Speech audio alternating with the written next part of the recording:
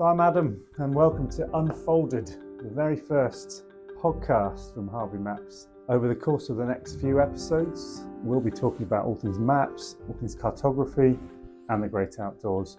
We've been making maps for well over 40 years here now at HARVEY Maps, so we've got tons of stories, tons of information about maps, and over the course of the next few episodes, we'll be sure to share that with you all. So let's delve in. We're going to be looking at a topic that we get asked all the time. Why do we bother? Why do we bother making maps? Joining me with this chat is going to be my colleague Chris. Hello. Hi Chris. Very formal. Please sit down. All right. Chris, welcome. Thank you. This is it. You and I have known each other for ages. Years. I reckon it's about a third of my life. I was thinking about this, 14 or 15 years. Yeah, that's probably about right. That ages me slightly. So Chris, I'm going to introduce Chris a little bit. Chris, you've been here, how long have you been at HARVEY Maps? Earlier, I started in 2007. Over at 7, right. So I joined 2010, Yeah. so you've got a little head start on me. So Chris and I have worked together for 14 wonderful years. Yes. And you and I came through the same course at Glasgow University. That's right. Yeah, we did. Albeit I was a lot earlier than you. I think when still on the abacus. Yeah, more or less. Yeah. when I did it, it was scribes and masks and the analog way of doing it. All the old traditional approaches. Yeah, I think I was the last cohort that was taught proper cartography, as some people would say. I remember being told that it happened like that. Maps were made that way, but they quickly moved on to computers. So Chris is now you're a director of HARVEY Maps, right, and you're director of the production department. That's right. Just tell us a bit about how that's been. How did you get to that position? You want my biography? Let's do it. My cartographic biography.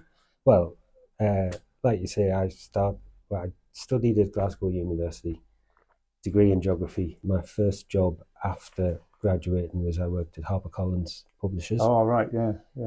I worked on their educational atlases, the Times Atlas of the World. I was a junior editor on that. Such big projects. Prestigious map-making projects, Oh my God, this is exactly the kind of thing I want to do. So what hooked you into maps? Like what was the early hook for maps? Do you remember a specific... People ask me this all the time. Why did you get into maps? I think it's just a fascination of the places you can go when you look at the map. Yeah. It's telling a story with a landscape, or telling a story with locational information. Yeah. So it's not like a book. It's not like it's not literature. It's not a graphic novel or a comic or anything. It's another means of visual communication. I always described it as a code that needs cracking. Once you understand the code, you kind of, I remember as a kid, you just feel quite smug that you can decode this piece of paper. And then you can be like, oh, there's mountains over there, or the river is beyond that field, yes, that kind of thing. Yeah, and so if you're on a walk with your mates and you understand what the map is, you can see into the future. You know what's coming around the bend. You know what's where the pub is. You know where the pub is. Exactly. If you're with your mates. Yeah. So were you always fascinated as a kid then? Do you remember from a very young age? I mean, you'd be drawing treasure maps and that kind of. Just, I think I did more of the kind of, you just make stuff up. Yeah. You make stuff up, you can draw a treasure map, you can have volcanoes. Yeah, because I remember drawing treasure maps. And, little like tunnels through mountains, and like how do people get, how do things move around this makeshift world, magic world. Pretty much doing the same thing now, right? But just with a bit more seriousness around, a bit more precision. What's it like, in your opinion, being a cartographer in the kind of modern world? Like, and what I mean by this is, I meet a lot of people, and the very word cartographer kind of throws up images of the past and explorers, and such as treasure maps. And I'm not sure even people think it's a profession that still happens. Yeah. What's your take on that, and what questions do people ask you? Well, generally they go, yeah. "Oh my God, what is that?" Also, hasn't everything already been mapped? I mean, that is the key one. Yeah. Which does segue us nicely onto the question, I suppose, of why do we bother? Mm-hmm. Questions I get asked, definitely. When you say you're a cartographer, everyone gets very interested, first of all. Yeah, they do. Like you're from a different planet. Like you're sort of, oh, you do what? It's that kind of, this is interesting. Tell me more. Everyone is very keen to know. Yes. They probably walk away thinking, I don't know why they do it. A map's a map. Yes. A map's a map, but it's not. You and I would definitely say that. Yeah. Part of our challenge is obviously kind of like educating people on what a map actually is, how it came to be, how this sheet of paper that you can unfold came to be a map. Yeah. But so I guess let's get stuck into the key meat of it.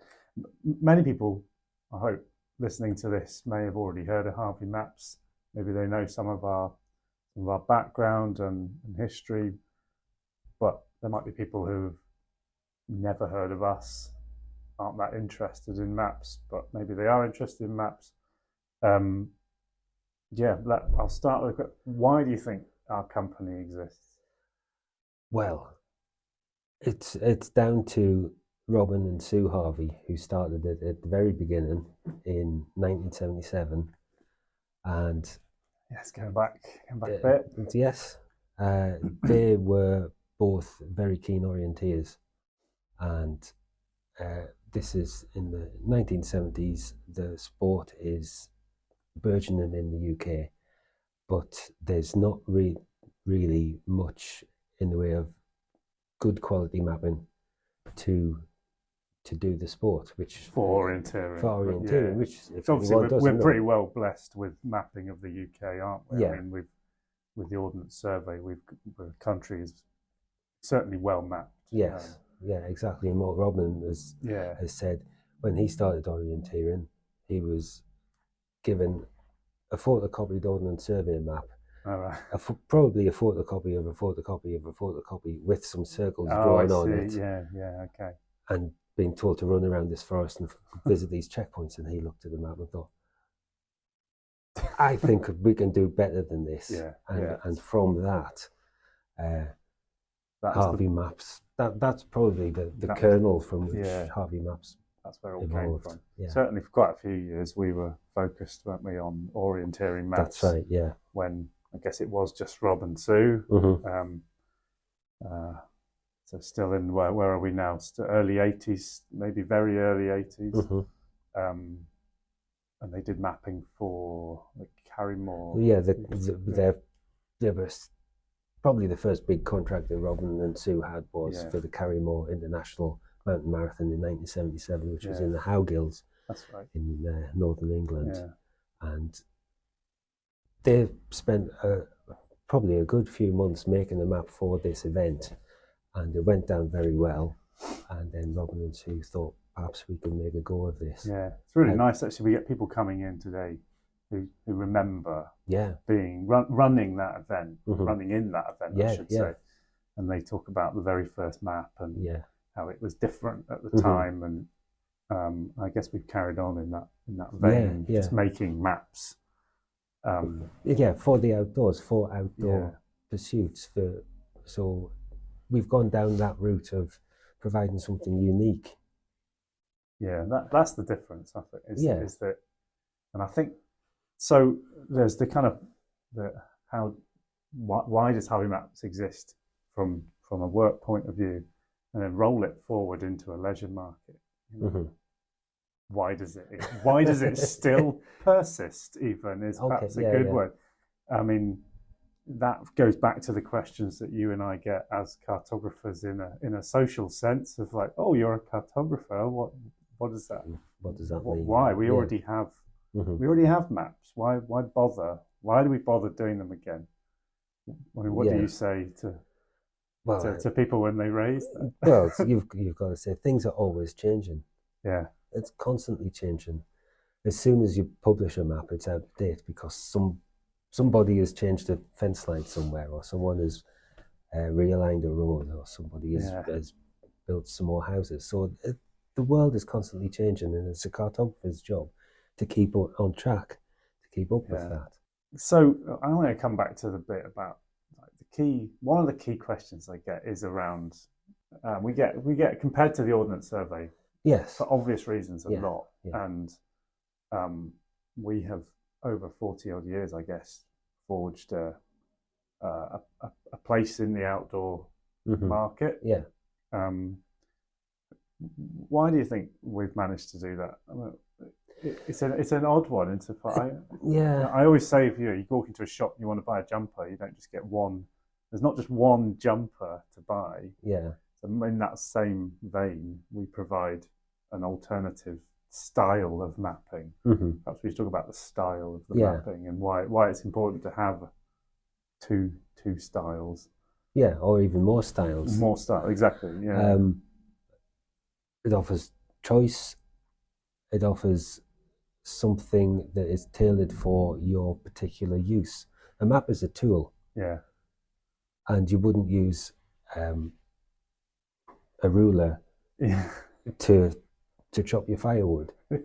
You'd certainly try not to. So if you're going for a walk up a hill, you don't take some people do, but you don't take an A to Z or a Google map or a street plan. Yeah, that's the point, isn't it? Yeah. There's a particular map for a particular use. Yeah. And what HARVEY Maps do is for outdoor pursuits, outdoor adventure. Yeah, that is the thing that we've been focusing on for years, and I think that is pretty much why we exist. We focus in on a specific niche and create something that is best fit for that purpose. So, well, that's an interesting one. Yeah. So how does a firm such as ours, I guess, how does HARVEY Maps then? How is it stayed so relevant today? I always like. So we can talk about innovation and the different types of maps that we produce and the projects that we work on, such as the trail maps and how we present information on a sheet. But there's a point of relevance in the face of, and again, we'll come onto this probably in a later episode when we look at the impact of digital mapping. But you can't help but ignore the fact when, for example, the Kindle came out and everyone thought paperback books would die. Yeah. And I'm sure sales were impacted in some way, but they're very much still part of the fabric of books and publishing. Do you think that's the similar impact on Yeah, maps? very, very, very similar. There's a place for both a paper map and a digital map in the world. They complement each other, but I don't think one is going to push the other one out altogether. There's a great immediacy about the paper map. You open it up, you can see everything there. Also, it's oftentimes an awful lot bigger than the digital map. Yes, yeah. No one has a meter wide screen that unfolds from their phone. These are. I mean, this is. Yeah, well, as I say, we've definitely got an episode coming later on where we look more specifically at the impact of digital mapping and why do we coming back to why do we bother? I'm hopeful that when people listen to this they'll understand that, and I appreciate it's only a small chat about map making in general, but the more people that come in and talk to us and they talk about how we do it, why we do it, they always go away with a bit more knowledge and a bit more admiration and, well, hopefully admiration, but if not, a bit of appreciation of what goes into the maps. So, I jotted some notes down, but one question I was keen to ask you was, why do you think it's important that we at HARVEY Maps carry on doing the work that we do in the face of all these questions about why do we bother? Why do we carry on, do you think? Well, I think it's important. We know that people like what we do. We've got an established audience that keep coming back. Yeah. What map are you going to do next? I'll tell you where you should go next. This is a good idea. We're always very open to that, and so we've got a relationship with customers because we use the maps ourselves when we go out. Yeah. And I think customers appreciate that because we know what it's like to be up a hill and the rain is lashing down and you can't... Having the right tool for that time. Exactly. Yeah. So this is a map. It's on waterproof paper. It's tear-proof. Yeah. It's got an innovative folding system so you can just open up a small piece of the map and you're not going to be blown away by the gale. So people appreciate that and know that this is the right tool for the job. Mm. That's the key bit. That's certainly one of the nicest things to hear when we speak to people. You and I have been to these consumer shows at the NEC and we get to chat to all sorts of people who some have heard of us, some haven't. In fact, this is a really good bit. This is kind of, the one story I had when we were at the NEC for one of the outdoor expo shows, and this girl came up to us and we're obviously very busy, but she'd never really heard of the company, but she loved what she had in her hands. She could see that we had a tug of war. It was like indestructible sort of thing. She went away and she bought some maps, and afterwards she said, having just paid, she said, "But really, they're not indestructible, are they?" And I said, "Well," and I'd had a long day. And I just grabbed a map and said, "Come on, have a tug of war with me." And she was so blown away by the impact that this tool, as you've described it, was fit for purpose. It had been pulled out of a tank of water it had been in all day. And I did ask her to let us know how she got on, but I don't know if we ever heard from her. But the point is that's a really good way to get your message across, and people then start to understand, well, I know now why they bother, why we carry on. And I think it's really important that a company such as HARVEY Maps exists. People who are prepared to go. Sue and Robin certainly went against the grain, I would say, early on. Yeah, they definitely did. And set this up, and it's, we're effectively the custodians now of it. Chris, you and I, with 14 years I've worked with you.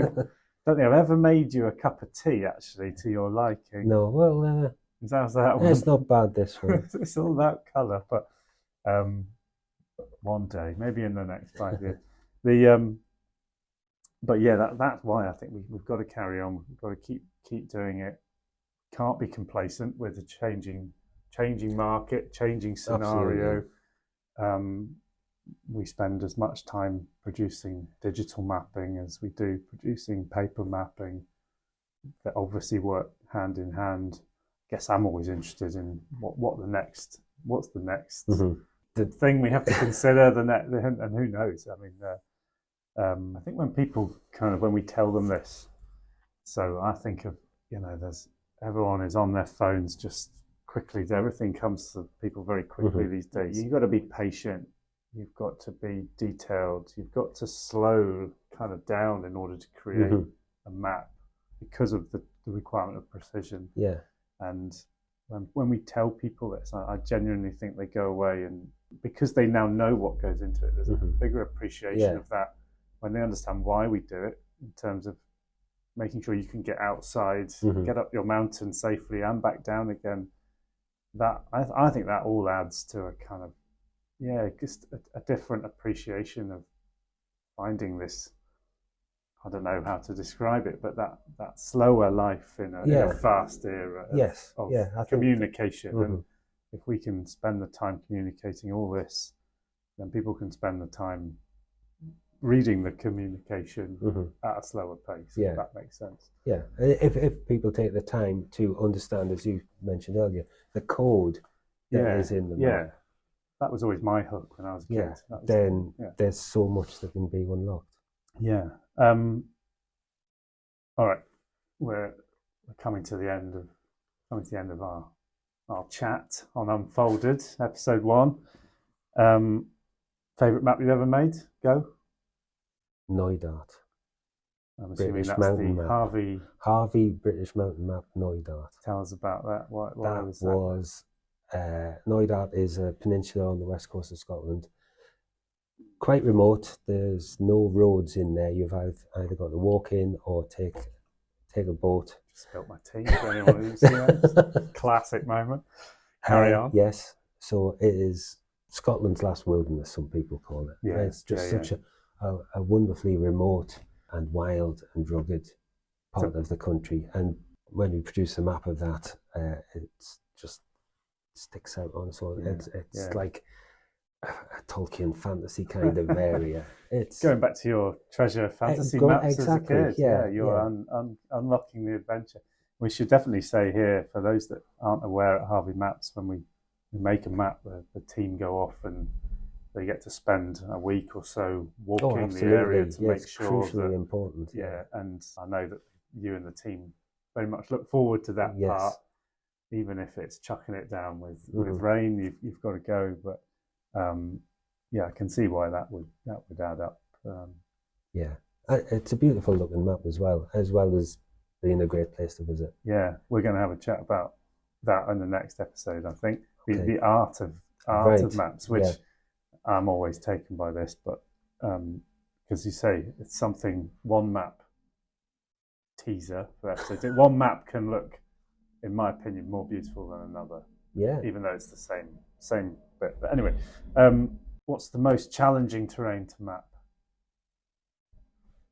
Not necessarily to walk. What's the most challenging terrain to map? I think,